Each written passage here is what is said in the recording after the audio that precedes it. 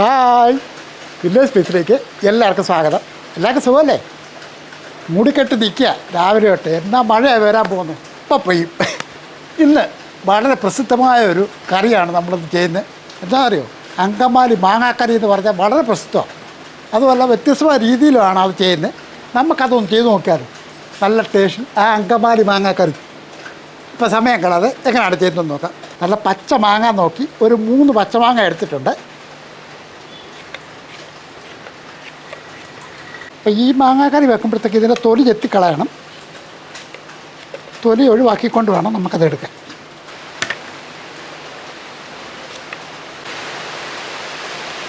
മഴ തകർക്കുക.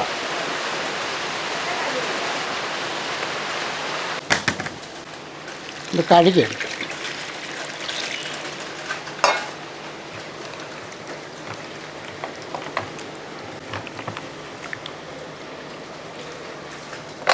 തൊലിയെല്ലാം ചെത്തി ഒന്ന് കഴുകി വെച്ചിട്ടുണ്ട്. ഇനി നമുക്കിതൊന്ന് അരിച്ചെടുക്കാം.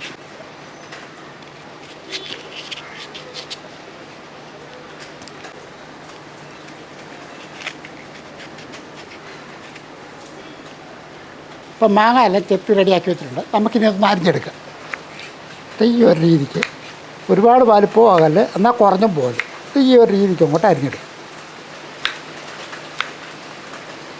ഇപ്പം മാങ്ങ എല്ലാം വലിപ്പം കൂടിയിട്ടുമില്ല, എന്നാൽ വലിപ്പം കുറഞ്ഞിട്ടുമില്ല.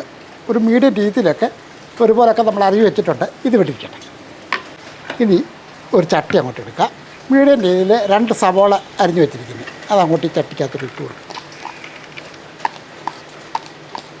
ഇതൊരു 5-10 ഉള്ളിയുണ്ട്, ചെറിയ ഉള്ളി ഒന്ന് ചതച്ച് വെച്ചാണ്. ഒരു ടേബിൾ സ്പൂൺ അളവിൽ ഇഞ്ചി ചെറുതായിട്ട് അരിഞ്ഞ് വെച്ചിരിക്കുന്നത് അതുകൂടി ഈ ചട്ടിക്കകത്തോട്ട് ഇട്ട് കൊടുക്കും. ഇനി നമുക്ക് ഇതിൻ്റെ അകത്തോട്ട് ഒരു 1/2 ടീസ്പൂൺ ഉപ്പ് പൊടി അങ്ങോട്ട് ഇട്ട് കൊടുക്കുക. ഇനി ഇതിൻ്റെ ഏറ്റവും പ്രധാനപ്പെട്ട ഒരു കാര്യമാണ് നല്ലപോലെ ഞെരടിയെടുക്കുക എന്നുള്ളത്.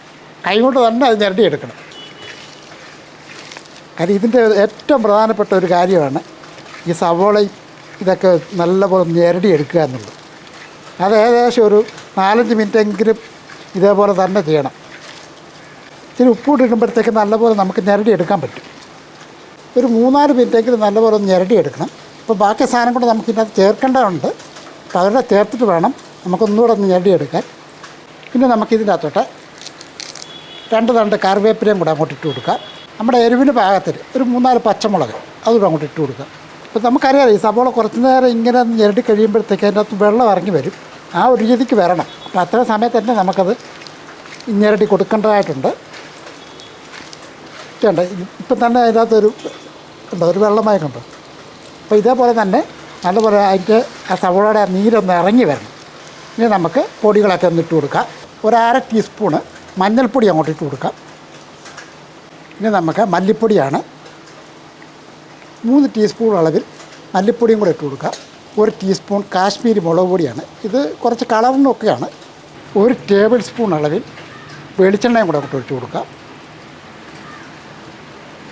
ഇതിനകത്തോട്ട് അല്പം വിനാഗിരി ഒഴിച്ച് കൊടുക്കാം. ഒരു 2 ടേബിൾ സ്പൂൺ വിനാഗിരി കൂടെ ഒഴിച്ച് കൊടുക്കും. അപ്പോൾ ഇതിൻ്റെ ഒരു കൂട്ടെന്ന് പറഞ്ഞാൽ ഈ രീതിക്കൊക്കെയാണ് അത് ചെയ്യുന്നത്. ഇനി ഇത് നമുക്ക് ഒന്നുകൂടെ ഒന്ന് കൈകൊണ്ട് തന്നെ ഒന്ന് ഞെരടി നല്ലപോലെ ഒന്ന് മിക്സ് ചെയ്തെടുക്കണം.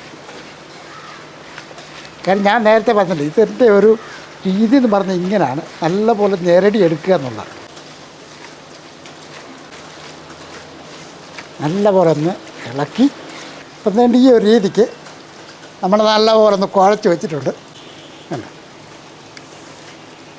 അപ്പോൾ ഇത് നല്ലപോലെ ഞെരടി എടുത്തതിന് ശേഷം നമ്മൾ ഈ അരിഞ്ഞ് വെച്ചിരിക്കുന്ന മാങ്ങായും കൂടെ അങ്ങോട്ട് ചേർക്കും. ആ മാങ്ങായും കൂടി ഇട്ടതിന് ശേഷം ഒന്ന് ഞെരടി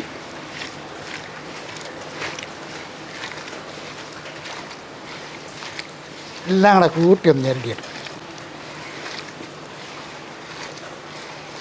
കൈയെല്ലാം കഴുകി വൃത്തിയാക്കി ഇനി ഇതൊന്ന് മൂടി വെക്കണം. ഏകദേശം ഒരു 5-6 മിനിറ്റെങ്കിലും ഒന്ന് ഇരിക്കട്ടെ. ഇതിപ്പോൾ ഒരു 5-6 മിനിറ്റ് ആയിട്ടുണ്ട്. ഇനി നമുക്ക് 2ാം പാലാണ് ഒഴിക്കുന്നത്. ഒരു തേങ്ങയുടെ 2ാം പാൽ, അതായത് 1-2 ഗ്ലാസ് വെള്ളം കൂടെ ഒഴിച്ച് അല്പം നീട്ടിയാണ് നമ്മൾ ആ തേങ്ങാപ്പാൽ എടുത്തിരിക്കുന്നത്. ആ തേങ്ങാപ്പാൽ, അതായത് വെള്ളം കൂട്ടി ഒഴിച്ച് തേങ്ങാപ്പാൽ അങ്ങോട്ട് ഒഴിച്ച് കൊടുക്കും. ഇനി ഒന്ന് ഇളക്കി നമ്മൾ ഉപ്പിട്ടിരിക്കുന്ന സവോളയ്ക്കകത്ത് ഒരു ശകലം ഉപ്പ് ഇട്ടിട്ടുള്ളൂ. ഇനി നമുക്ക് ആവശ്യമുണ്ടെങ്കിൽ ഒരല്പം കൂടെ ഉപ്പ് നോക്കി ഇടേണ്ടതുണ്ട്. ആ രണ്ടാം പാലൊഴിച്ച് നല്ലപോലെ ഒന്ന് ഇളക്കിയതിന് ശേഷം നമുക്ക് നേരെ അടുപ്പത്തോട്ട് പോകാം. തേങ്ങാപ്പാൽ ഒഴിക്കുന്നതിന് മുമ്പ് തന്നെ ഇതെല്ലാം കൈകൊണ്ട് തന്നെ ഞെരടി റെഡിയാക്കണം കേട്ടോ. അതിന് ശേഷം തേങ്ങാപ്പാലൊക്കെ ഒഴിക്കാവുള്ളൂ. ഇനി ഇത് നമുക്കൊന്ന് അടച്ചു വെക്കാം. ഈ മാങ്ങ വേകണമെന്ന് വെന്ത അലുത്ത് പോലെ ഏകദേശം ഒരു 10-12 മിനിറ്റെങ്കിലും ഇരിക്കണം. എന്നാൽ മാത്രം മാങ്ങ വേഗത്തുള്ളൂ. ഏതായാലും നല്ലപോലെ തിളയാൻ ശേഷം നമുക്ക് തുറന്ന് നോക്കാം. സത്യം പറഞ്ഞാൽ ഇതിൻ്റെ മണം അടിച്ചിട്ടുണ്ട്. ഒരു രക്ഷയില്ല കേട്ടോ, അടിപൊളി മണമാണ്. നമുക്ക് അത് തുറന്ന് നോക്കാം.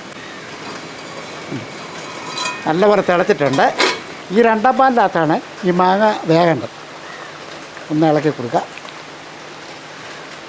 ഒരല്പസമയം കൂടെ കിടക്കണം അടുപ്പത്ത്. കാര്യം മാങ്ങ വെന്തിട്ടില്ല. നമുക്കറിയാമല്ലോ തിളയ്ക്കൊന്നും വേഗത്തൊന്നുമില്ല. ഇതൊരല്പം എടുത്ത് നോക്കണം കേട്ടോ. ഉപ്പ് കുറവാണെങ്കിൽ അല്പം ഉപ്പ് ചേർക്കാം. നമ്മൾ ഉപ്പ് ലേശമേ ചേർത്തുള്ളൂ. കാര്യം സവോളയ്ക്കകത്ത് മാത്രം. കാര്യം ഈ തേങ്ങാപ്പാലൊക്കെ ഒഴിക്കുമ്പം ഇച്ചിരി ഉപ്പൂടെ വേണം. ഒരു നുള്ളു ഉപ്പുപൊടിയും കൂടെ, അതായത് ആവശ്യത്തിനുള്ള ഉപ്പുപൊടി ഇട്ട് കൊടുക്കുക. ലേശം ഉപ്പുപൊടിയും കൂടി ഇട്ടതിന് ശേഷം ഒന്ന് ഇളക്കി കൊടുക്കുക. ഒന്നുകൂടെ ഒന്ന് അടച്ചു വെക്കാം. ഇനി മാങ്ങ വേകണം. ഇപ്പോൾ ഒരല്പസമയം കൂടെ ആയിട്ടുണ്ട്. ഇപ്പം മാങ്ങയൊക്കെ വെന്ത് കാണും. ഇപ്പം നമുക്ക് മാങ്ങ ഒന്ന് നോക്കണം കേട്ടോ. മാങ്ങ വെന്തിട്ടുണ്ട്. വെന്ത കുഴഞ്ഞ പോലെ ഈ ഒരു രീതിക്ക് വേണം മാങ്ങ റെഡിയാക്കിയെടുക്കാം. ഇനി നമുക്ക് ഈ അടുപ്പങ്ങ് നിർത്താം. നല്ല തിളയല്ലേ. ഇനി ഇതിനകത്തോട്ട് ഒന്നാം പാലൂടെ അങ്ങോട്ട് ഒഴിക്കും. ഒന്നാം പാൽ ഒഴിച്ചിട്ട് നമുക്കങ്ങ് താഴ്ത്ത് വെക്കാം. ഇതുണ്ട്. ഇനി ഇതൊന്ന് അടച്ചു വെക്കുകയാണ്. ഇതിവിടെ ഇരിക്കട്ടെ. നമ്മൾ അടുപ്പ് ഒന്നര കത്തിച്ചിട്ട് ഒരു ചീനച്ചട്ടി അങ്ങോട്ട് വെക്കാം. ഒരല്പം വെളിച്ചെണ്ണ ഒന്ന് ഒഴിച്ചു കൊടുക്കാം. വെളിച്ചെണ്ണ ഒന്ന് ചൂടാൻ ശേഷം അല്പം കടുക് ഒന്നിട്ട് കൊടുക്കുക. ഒരു 5-6 കൊച്ചുള്ളി അരിഞ്ഞത് അത് ഇട്ട് 2-3 വറ്റൽമുളക്, അല്പം കറിവേപ്പിലയും കൂടെ വെക്കുക. ഒന്ന് ഇളക്കി. ഇതൊക്കെ നാടൻ കറിയല്ലേ, അപ്പോൾ തീർച്ചയായിട്ടും താളിച്ചൊഴിക്കുമ്പോൾ അതിൻ്റെതായിട്ടുള്ള നല്ല ടേസ്റ്റ് തന്നെയായിരിക്കും. അപ്പോൾ താളിയിലൊക്കെ കഴിച്ചിട്ടുണ്ട്. ഇനി നമുക്ക് ഈ അടുപ്പങ്ങ് ഇതിൻ്റെ അടപ്പൊന്ന് മാറ്റിയിട്ട് ഇങ്ങനെ ഒന്ന് കറക്കി കൊടുക്കുക. കാര്യം മാങ്ങ ഉടഞ്ഞു പോകല്ലേ. ഇനി ഈ താളിച്ചത് ഇതിൻ്റെ അകത്തോട്ട് ഒഴിക്കും. അങ്കമാലി മാങ്ങാക്കറി നമ്മുടെ ആയിട്ടുള്ള രീതിക്കൊന്ന് ചെയ്തൊന്നേ ഉള്ളൂ കേട്ടോ. ഏതായാലും സംഭവം കിടുവായിട്ടും കറി തന്നെയാണ്, അതിന് യാതൊരു സംശയമില്ല. നിങ്ങളിത് ചെയ്ത് നോക്കുമ്പോൾ നിങ്ങൾക്കത് മനസ്സിലാകും. അങ്കമാലിക്കാർ മാത്രമല്ല, നമുക്കത് ചെയ്ത് നോക്കട്ടെ. എന്തായാലും ശരി, വെടിക്കെട്ട് കറി തന്നെ അങ്കമാലി സ്റ്റൈൽ മാങ്ങാക്കറി. അതിന് യാതൊരു തർക്കമില്ല. ഒന്ന് ചെയ്ത് നോക്കും നിങ്ങളും കേട്ടോ. ഇനി ഒരു കാര്യം കൂടെ, നമ്മുടെ ചാനൽ സബ്സ്ക്രൈബ് ചെയ്യാനുണ്ടെങ്കിൽ സബ്സ്ക്രൈബ് ചെയ്തേക്കുക. ലൈക്ക് ചെയ്യാൻ ഷെയർ ചെയ്യാനും മറക്കല്ലേ. വേറെ വീഡിയോ ആയിട്ട് പെട്ടെന്ന് വരാം. ബൈ.